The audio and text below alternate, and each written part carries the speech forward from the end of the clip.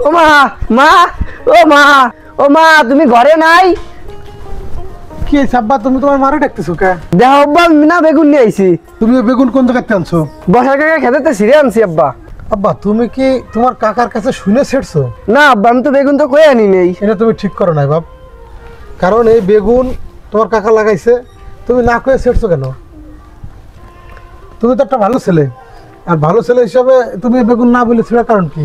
আব্বা ও ছোট মানুষ, ও ছেড়ছে, তাতে কি হয়েছে? এই তো কামাল, তুমি সিয়ামের বড় ভাই হিসেবে এই কথাটা ঠিক বললে না, কারণ তোমার কাছ থেকে তো সে অনেক কিছু শিখবে। তুমি এটা কি বললে? সে বেগুন ছিঁড়ে আনছে না বলে, আর তুমি মাঝখান দিয়ে এসে বলতেছো যে ও ছোট মানুষ, বুলেটটা করছে।